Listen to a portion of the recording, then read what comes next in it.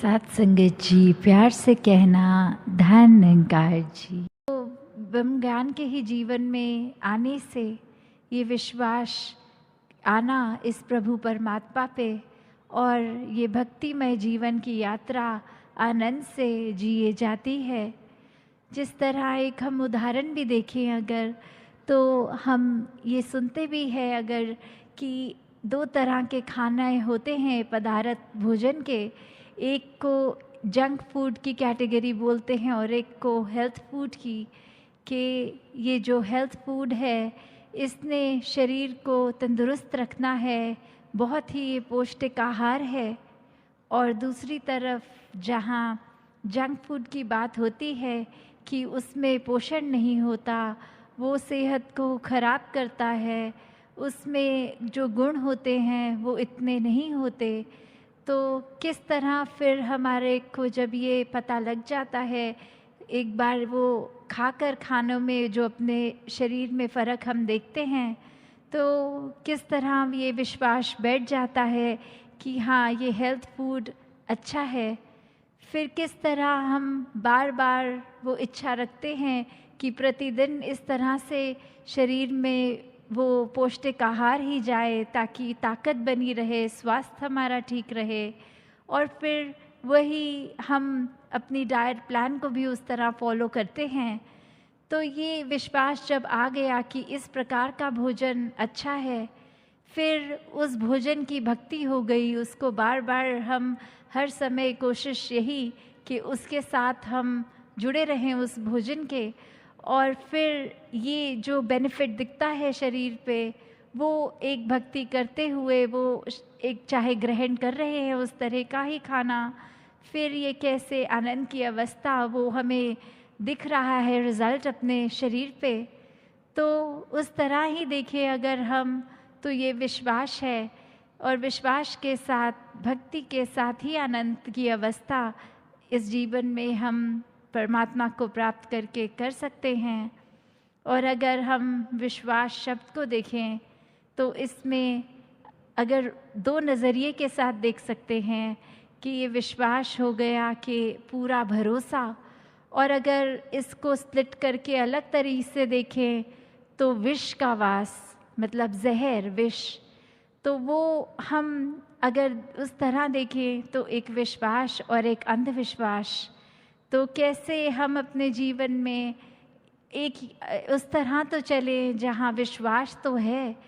पर जब अंधविश्वास की बात आती है वहीं भ्रम होते हैं, वहीं डर होता है, वहीं इल्यूजन्स आ जाती हैं जीवन में। तो कैसे हमने वो एक अंधविश्वास नहीं पर विश्वास पे टिकना है, विश्वास को मजबूत करना है। क्योंकि जब मन में ये जहर आ गया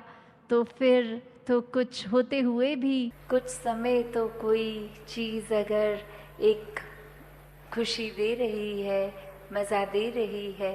और कुछ पल बाद ही वो फीकी सी एक उसके साथ महसूसियत होने लगती है। और कैसे फिर मन ये डगमगाने लगता है,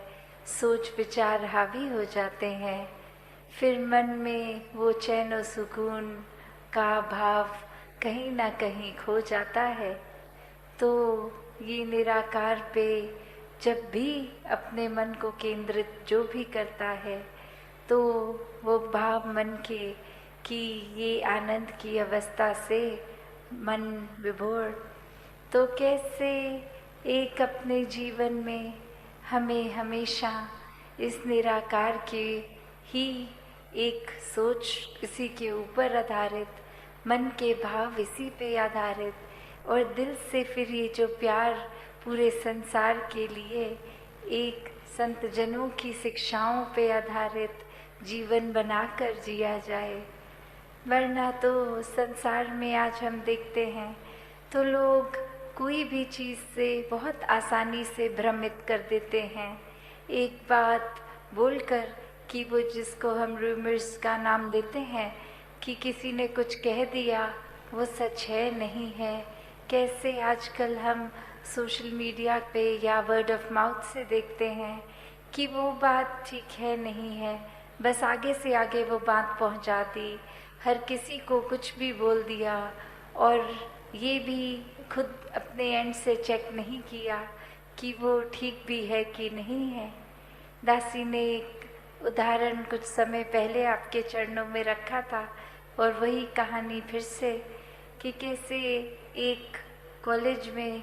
एक दूसरे देश का किसी व्यक्ति ने परफॉर्म करना और वहीं वो भाषा जो वो व्यक्ति इस्तेमाल करते थे, बाकी अन्य वो स्टूडेंट्स उस भाषा को समझते ही नहीं थे।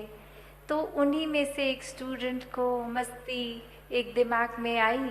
और वो माइक से पहले उन वक्ता के खुद आ गए और बोलने लगे कि इनकी एक खासियत है, ये बहुत ही एक कॉमिक, एक बहुत ही मजाकिया एक हमारे आगे प्रस्तुति रखेंगे, पर ख़ास बात यही कि इनके चेहरे के ऊपर एक्सप्रेशन, ये मुंह के हाव भाव चेहरे के बहुत ही सीरियस गंभीर दिखेंगे। हो सकता है एक हमें उनकी आवाज़ टोन से लगे कि ये गुस्सा भी हो रहे हैं, पर ये सब कुछ एक मजाकिया ही इनकी प्रस्तुति है, तो बार बार इनकी प्रस्तुति के बीच में हंसते रहना है। और ऐसा वो व्यक्ति बोलकर उतर गया और अब वो परफॉर्मर आए और वो जब अपनी एक स्पीच, एक अपना कला पेश करने लगे तो सभी विद्यार्थी हंसने लग गए और वही वो चेहरा और गंभीर होता गया कि मैं इतना सीरियस कोई मैसेज दे रहा हूँ, विद्यार्थी तो सभी हंस रहे हैं, पर वहाँ विद्यार्थियों के ऊपर ये प्रभाव उस एक स्टूडेंट का छोड़ा हुआ कि इसमें तो हंसना ही है, और पूरी परफॉर्मेंस में वो कहीं ना कहीं अपने आप से बीच में हंसते चले गए। और अब वो परफॉर्मर अंत में इतना उसमें गुस्सा आ गया, वो स्टेज को ही छोड़कर चला गया और उसके एग्जिट पे भी विद्यार्थी और ज़ोर से हंस रहे। तो वो भाव क्या कि एक व्यक्ति ने कैसे एक हर एक को, जो बात तो कुछ ऐसी थी नहीं, वो परफॉर्मर भी कोई मजाकिया अदाकारी नहीं, कोई एक बहुत ही गंभीर मैसेज, सोशल मैसेज देने आया। और किसी ने भी वो, क्योंकि एक कान में बात किसी एक व्यक्ति द्वारा गई कि ये ऐसा नहीं ऐसा है, तो हमने अपने दिमाग की वो परसेप्शन वैसे बना के उसी के ऊपर अपने मन के भावों को मोड़ लिया कि उस एक व्यक्ति ने जैसा कहा है तो ठीक ही कहा होगा। तो वैसे ही एक संसार का वातावरण कि एक व्यक्ति ने कुछ कहा और हमने फिर, चाहे वो संदेश क्या मिल रहा है क्या नहीं, उसको छोड़ के बस अपने दिमाग में जो धारणा पहले से बनाई थी उसी धारणा को लेके आगे अपना व्यवहार बदल दिया। तो इस पूरे स्टोरी में जो भाव है कि दुनिया में तो एक भ्रमित करने वाले बहुत ही मिलेंगे, हर किसी ने अपनी मान्यताओं के, अपने एक्सपीरियंस और कुछ एक स्वभाव भी कभी कभी अड़चने डालने वाला किसी का, तो उसने अपने मुताबिक अपना फ़ायदा देखते हुए ही एक ऐसा कह देना है कुछ, तो वो एक भ्रमित करने वाले तो हैं, पर वो गलती किसकी आती है जो वो भ्रम में पड़ जाए। जब हम ब्रह्मपुरुष होकर, एक ब्रह्मज्ञानी होकर, तो भी अगर हम भटक जाते हैं किसी के कुछ कहने पे, तो फिर ये चेतनता कहाँ है। अगर हम इस स्टोरी के केस में देखें तो फिर भी वो स्कोप हो सकता है कि वो भाषा नहीं समझते थे तो किसी ने जो कह दिया उसी को ही सच्चाई मान ली। यहाँ तो हम वैसे सब बुद्धिजीवी, ये चेतनता रखने वाले, फिर भी एक अपनी बुद्धि को परे रखकर अक्सर अफवाहों में पड़ जाते हैं। एक आगे से आगे वो कुछ ना कुछ मैसेज दे देते हैं। तो कैसे हमें हर समय ये अलर्टनेस, ये चेतनता क्योंकि ब्रह्मज्ञानी है तो एक ब्रह्मज्ञानी होने का एक ड्यूटी, ये रिस्पॉन्सिबिलिटी भी है कि हर समय की चेतनता होनी है। ये ब्रह्मज्ञानी होने का मतलब ये नहीं कि हम इस जहाँ निराकार के आश्रय इसके रंग में रंगे हर समय एक आराम से इसी के रंग में आराम से तैरते हुए हैं, गोइंग विद द फ्लो वाली भाव। तो फिर भी ये चेतनता तो एक कैरेक्टरिस्टिक है ब्रह्मज्ञानी का। ये कहीं भी नहीं है कि अगर आप एक भोले संत हैं, एक ब्रह्मज्ञानी हैं, तो आप चेतनता का प्रयोग नहीं करेंगे। नहीं, संत स्वभाव ही चेतनता का उसमें योगदान होता है कि संत कभी भी ऐसा कोई कार्य नहीं करते जो इस निराकार के एहसास या कोई एक अच्छी शिक्षाओं से विपरीत होता है। एक माइंडलेस एक्टिविटी में कभी कोई भी संत इंडल्ज नहीं करता। तो वो परख भी कि क्या ठीक है क्या गलत है, हर समय का वो डिसीजन बनाना, यह चेतनता ही एक उपयोग में आती है। तो अक्सर कोई ना कोई ये बात को भी उस तरह बोल देता है कि ये तो सब निराकार ही कर रहा है, तो खुद उसमें अपने